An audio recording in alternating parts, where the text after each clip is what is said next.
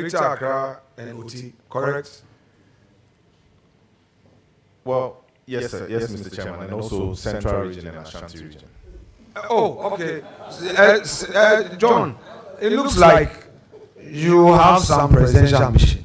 Oh, yes, because the way, because there's going to be vacancy. No, it's a privilege to serve your nation. Don't run away from it. No. Don't run away. You are an actor, a businessman, an MP. Come 2028, there will be vacancy. President Mahama is not contesting again. The field will be open. You are from OT, Greater Accra, Central, and Ashanti. Massa, you speak French. You speak Twi. Oh, you qualify.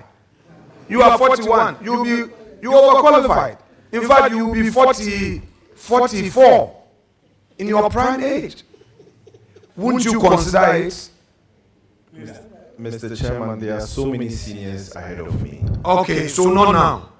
Mr. Chairman, if it is the will of God, yeah, all right. Everyone who enters politics aspires to obviously get to the top. If it's the will of God for me to get to the top in 2058 or 2064, I will wait.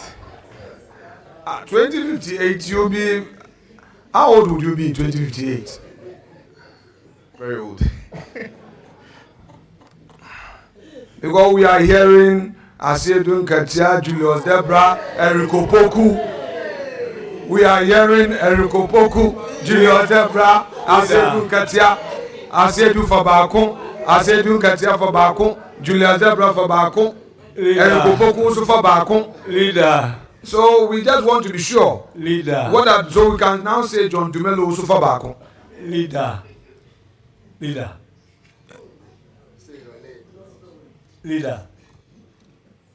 Mr. Chairman, I also heard your name. Don't go there. I'm not okay. Honorable nominee. Just one second, leader. All right. So, John. I haven't said it. I was just you are leading the nominee into a very dangerous territory.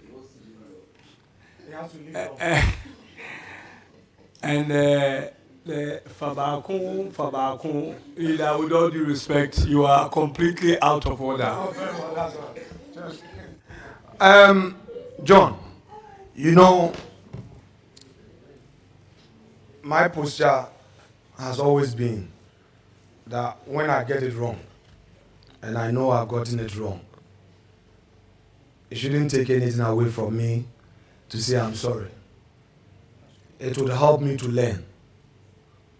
I try to watch some of my videos when we are done with the chamber work in the night.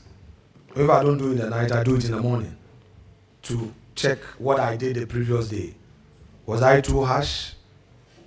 Was I too hard on myself? Did I do it right? Get some friends to straighten me up. When we mount the campaign platform, the rallies, we sometimes slip. Do you agree that we sometimes slip? Yes, Mr. Chairman. Let me open you up generally and see how you would recall some of the excesses, if any.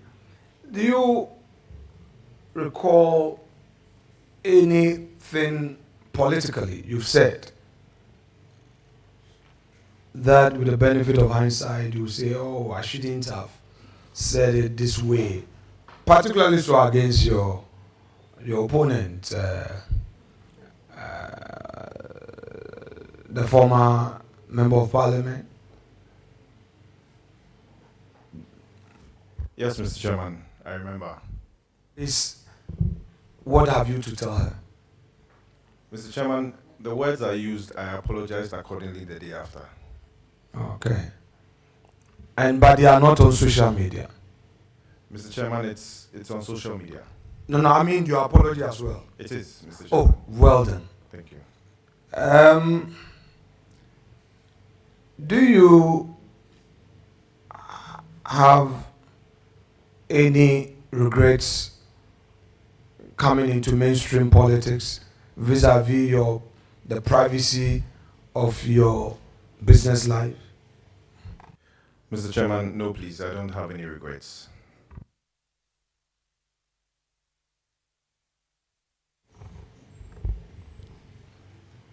John, how would you want to inspire the youth of Ghana? Particularly so, you coming from the area, your constituency is largely of the academia stock, full of academics, students.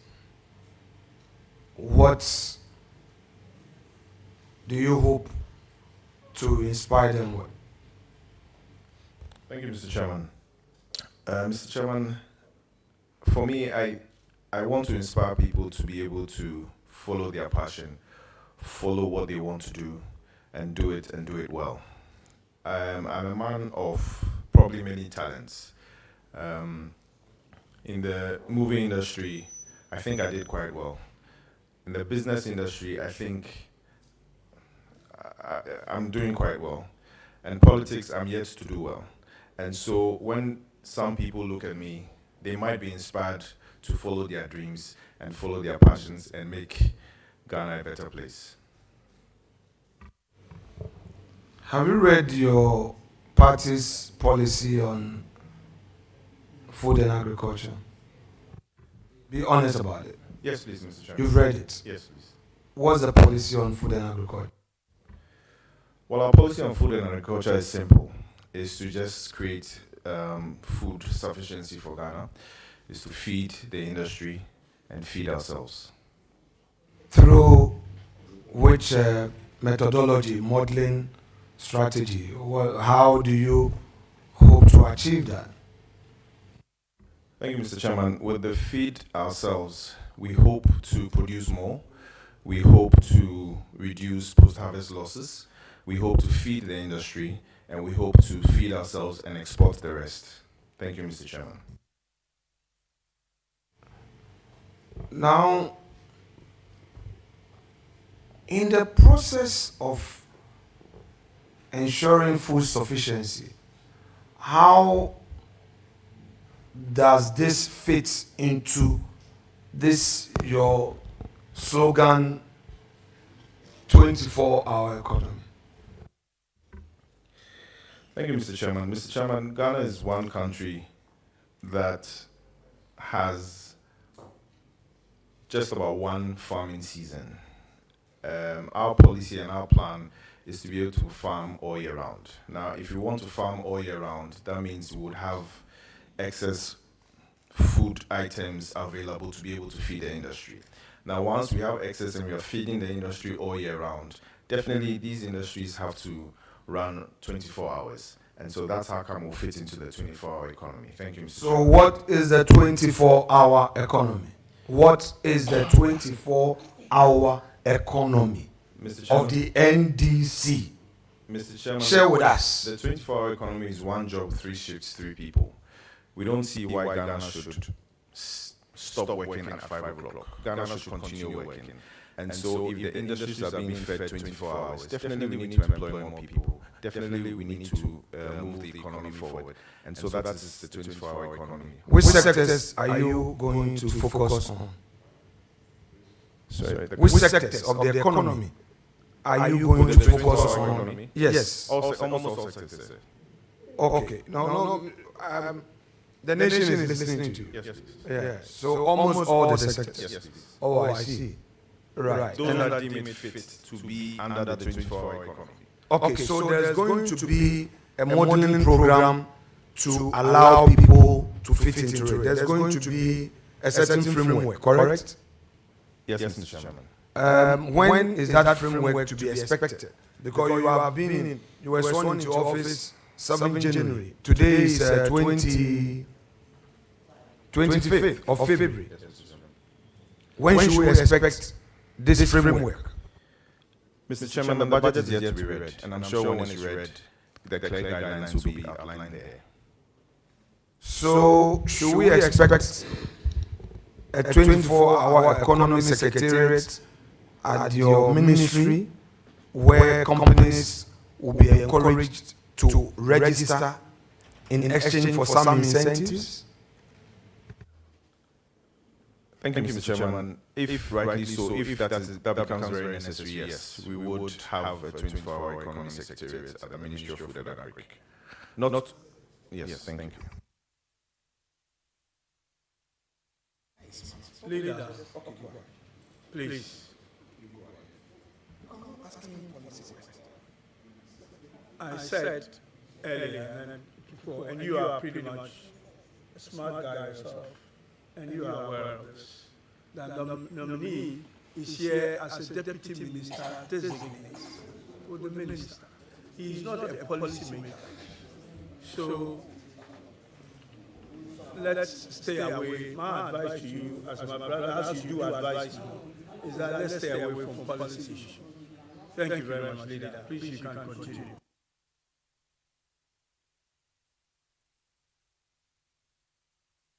Honorable member for Awutu Senya West. The honorable member is on oath. He is on oath. And all convo must cease. So, explain your earlier answer. I mean, I didn't get it because there were some few distractions. No, you. Hey, it's not possible. Mr. Chairman, please, to which of the questions? My last question. About how it fit into... Whether in the modeling, Yes. the framework, there's going to be a desk or a secretariat at the Ministry of Agriculture for those companies, those entities in that sector to apply and to have some incentives as entities under your 24-hour economy. Mr. Chairman, in consultation with my boss, if it deems fit, yes, we might set up a desk. Wait. In consultation with your boss, Yes, please. you are going to do what? I want to understand because we are recording you. Yes, Mr. Chairman. It's not enough to be on the rally grounds talking 24-hour economy, 24-hour to get the youth to vote for you. We are recording, so tell us, 24-hour economy, what in consultation with your minister, tell us what you are going to do. Mr. Chairman, Yes. in consultation with my boss, if it so pleases the ministry, we will set up a desk. If If it doesn't please the ministry, if it doesn't become necessary, we should forget about the 24-hour economy upon which you mounted your campaign and won the 2024 elections. Correct? Correct. If it becomes necessary, sir. So it may not be necessary to set it up. And it can be necessary, sir. Okay, we've taken note. Now, are you aware? And I expect you to be aware because you are dealing in poultry. Are you aware that inputs, particularly insecticides, fertilizers, do not enjoy exemption anymore, that the agro industry has to pay for duties on them? Yes, please, Mr. Chairman.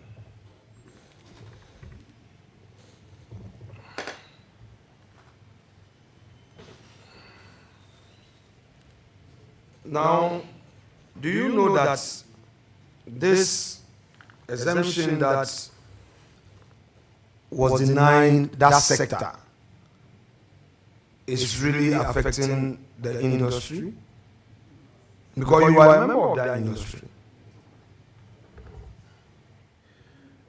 Yes, Mr. Chairman.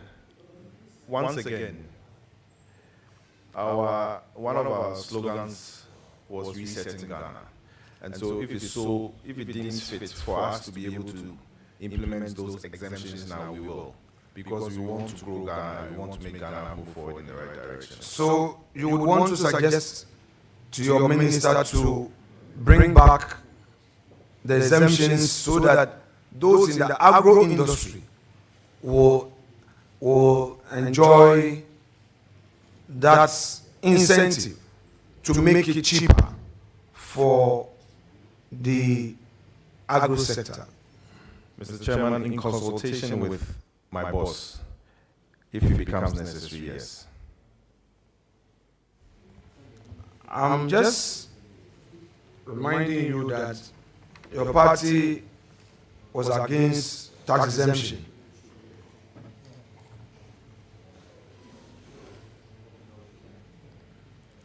In the past.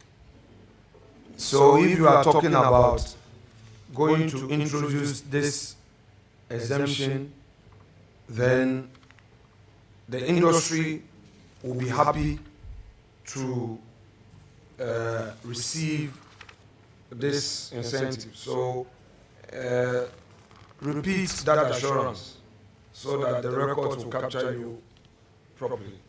Mr. Chairman, it wasn't an assurance. It was in consultation with my boss. If it becomes necessary, we will implement it.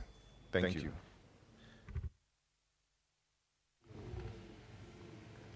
How long have you been a member of the NDC? Mr. Chairman, since 2008. Prior to this, were you into politics, MPP? Mr. Chairman, please, are you asking me if I was ever a member of the NPP?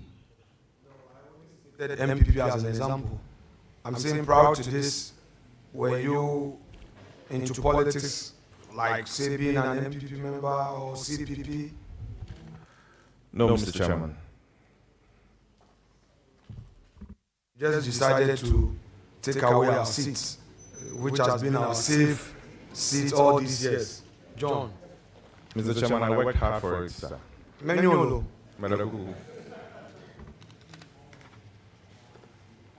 Now, what should your people in Likwe expect from you as you are going into this ministry? You know, the Oti region,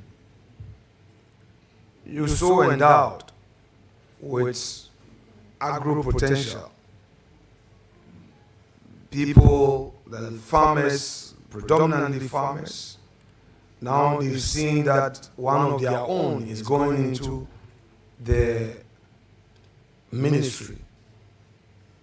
What should the region expect? Oti region. The farmers are listening to you. John Dumelo, the gentle, honest, humble politician. What should they expect from you? Thank you, Mr. Chairman. Mr. Chairman, respectfully, I wouldn't be Deputy Minister of Agric just for Oti region. I'll be a Deputy Minister of Agric for the whole of Ghana. And there are farmers scattered all across. And so each region and its peculiar needs and wants in terms of agriculture. And so with Oti region, of course, I'm into ginger, they do a lot of ginger. I'll make sure that I support the farmers there. In Volta region, they do a lot of rice. I'll support the farmers there. In the north, they do a lot of tomatoes and onions. I'll support them. I'm supporting all the farmers generally, not just Oti region. Thank you.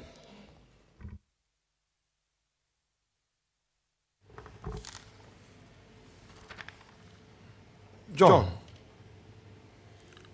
what is your own personal view of the unemployment situation in our country? Thank you, Mr. Chairman. I think the unemployment problem is a national problem.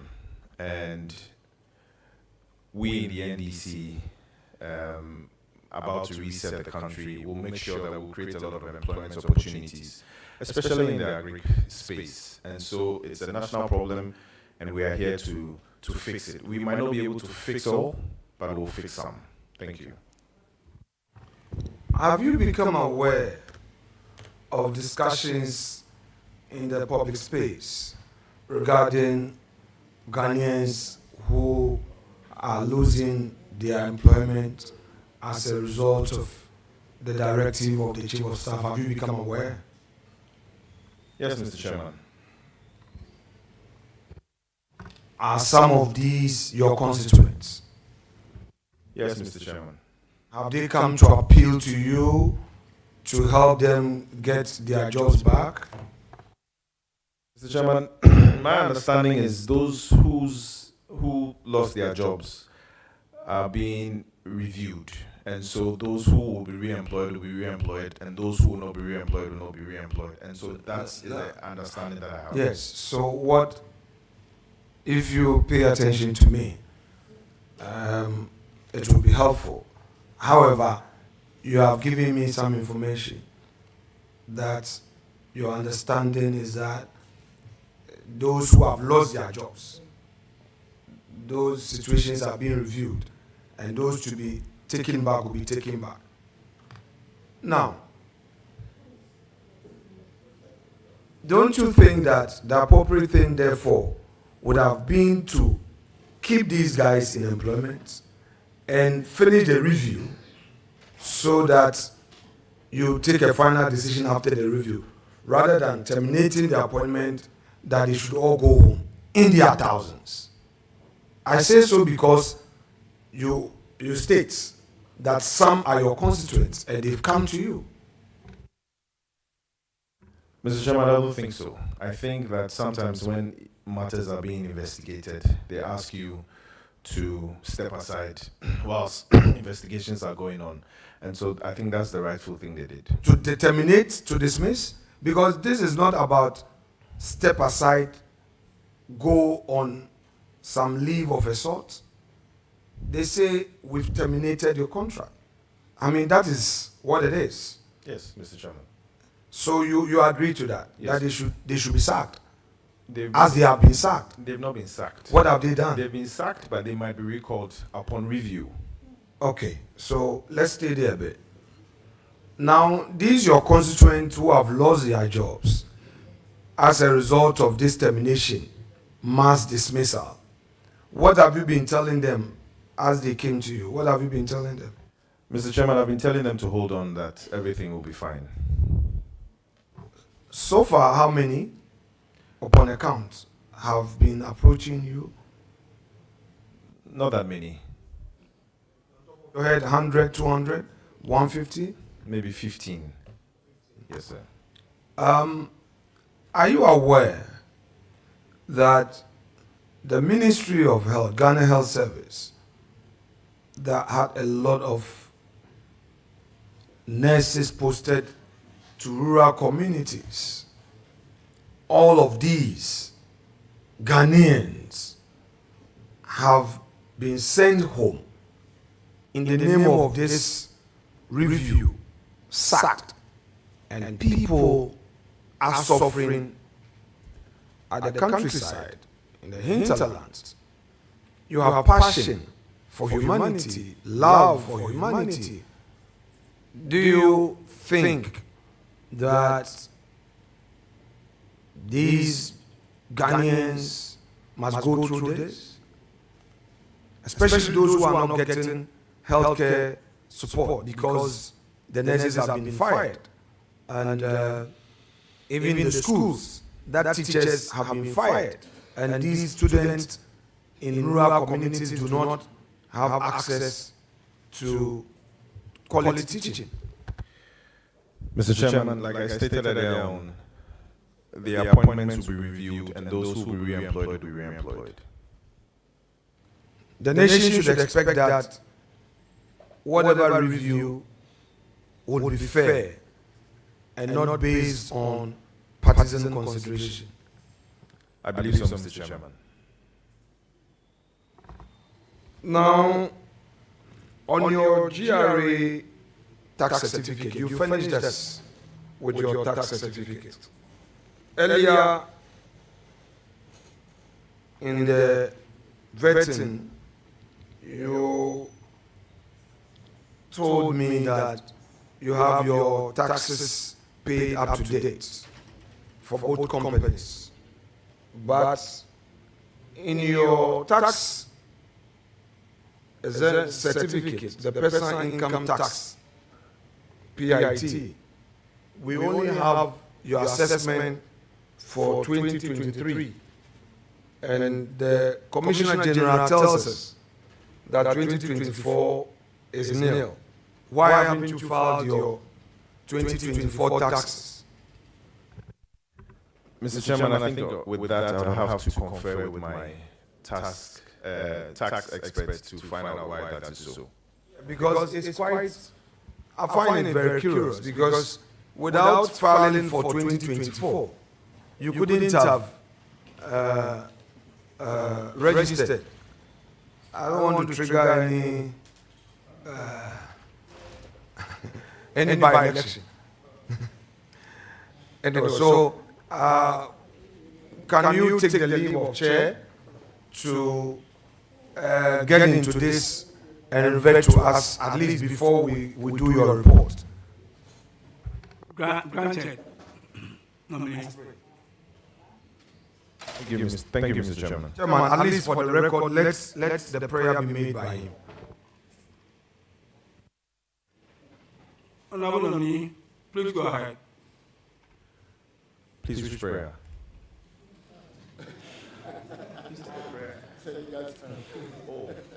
Please, I'd like to request that I provide the necessary documents. Absolutely. Thank you. Absolutely. No, for the records, the necessary document in respect of your 2024 tax obligation to the state. So make that prayer. Mr. Chairman, I pledge to provide all the necessary documents with reference to the 2024 tax obligations. Now, I also note that on your tax clearance, your declaration for 23 is only in respect of KSD Ventures. So the application you made was in reference to KSD Ventures. So do I take it that it's a composite application for all the entities you own? I believe so, Mr. Chairman. Very well. Now, this sector, agric, food and agriculture, how do you hope to inspire the youth to get into agriculture? Vis-a-vis incentives to be available. Those who are distracting the nominee, you are close to him, the comb will be by. I see him paying attention. We don't want him to say, repeat. Please silence on that wing so that the nominee can focus.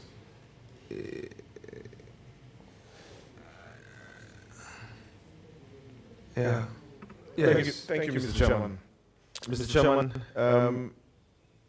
ever since I got into the agric space, or ever since social media became rampant, every time I do a post about agric and making agric look exciting, I've had a lot of engagements. I've had a lot of people wanting to get into the agric space. But what I tell them is that not everybody can be a farmer. And so you have the whole value chain. You have those who farm, you have those who provide transport, you have those who provide agric inputs, you have those who add value to it. And I feel and I believe that ever since I made it very public that I'm into farming, a lot more young people have gotten into agriculture, which is a good thing.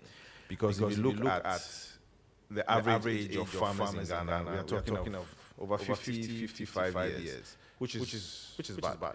And so we need more people to get into agriculture. We need more people to drive the agricultural bus. Thank you, Mr. Chairman.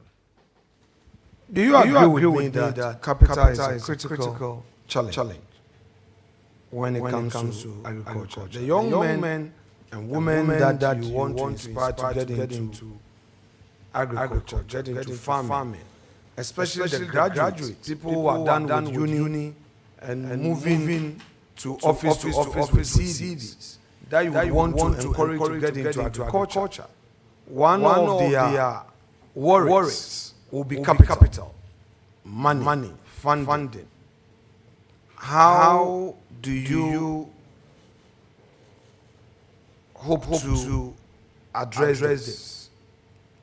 Thank you, Mr. Chairman. In all my engagements across the country when I'm speaking to the youth, I tell them to always start small. And they shouldn't look at the bigger picture. They should look at the bigger picture, but they should always start small. And so if your dream is to have 1,000 cattle, you can start with one or two. If your dream is to have 2,000 goats, just start with one or two. If your dream is to make or add value to whatever it is you're producing, just start with something small and grow with the business. And so yes, I do tell them that you start small because most of the time when you start big, you don't have the experience. You are likely to crash. Thank you, Mr. Chairman. So from the NDC's manifesto, particularly your policy on food and agriculture, should the Ghanaian youth be assured that you are going to provide capital as an incentive to support them into agriculture? Thank you, Mr. Chairman. Not just capital, but we are focusing more on giving you items to start with, like the Nkong project. And so with the Nkong project, we are giving you day-old chicks, we are giving you some farm input, we are giving you cages for you to grow with the business. For other engagements like starting your own home farming, we are just going to give you some small capacity building to be able to start. And so it's not just about capital, it's about also capacity building. Thank you. So when do we expect this? When should we really expect this? Mr. Chairman, in consultation with my boss, we will let the House know, or the whole of Ghana know when it can commence. You know, Mr. President, mandate is up to 2028. Correct. The 4 years started counting from the 7th of January. So there is no time. Those hardliners will be advising that chase your political opponent. You have to tell them that it's about judge for the people, not persecution of opponent.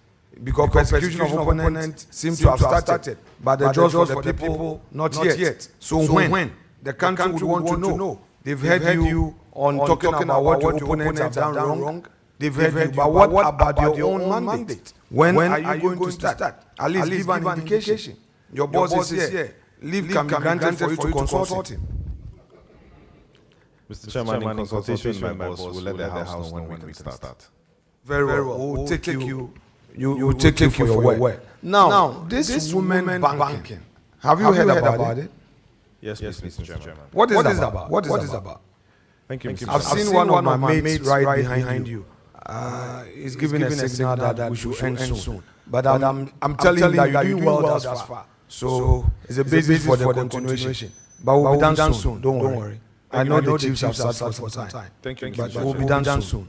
Thank you. These are relevant matters for the industry, especially as you are a young man. Yes. Your campus people would want to know the promises you bring on board in the area you've been nominated for. Yes. Thank you, Mr. Chairman. In the area of agriculture, or in the area of business, what we realize is that women are always a formidable force. They are almost always the ones who can do business and do it well. But unfortunately, access to credit or funding is always a problem for them. And that's why the NDC agreed or has agreed to establish the women banking to be able to lend money to women at a relatively lower rate so that they can expand their business, they can create more businesses and create more jobs for the economy. Thank you. So a bank is going to be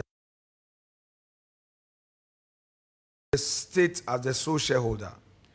I'm not aware of the modalities, but what I do know is that a facility or a bank will be established to lend money to women. With branches across the nation? Rightly so, Mr. Chairman. Okay. So we have the NEIP, we have MASLOC, we have the Ghana Enterprise Agency. Particularly Ghana Enterprise Agency is providing support to our women. In fact, they created a digitalized platform so effective that you don't even need to know somebody to access that facility. You think that all these are not enough? No, Mr. Chairman, with the kind of economy that we have, all these are not enough. We still need more. So the resetting of Ghana, what does it entail at all? The resetting of Ghana. This whole reset,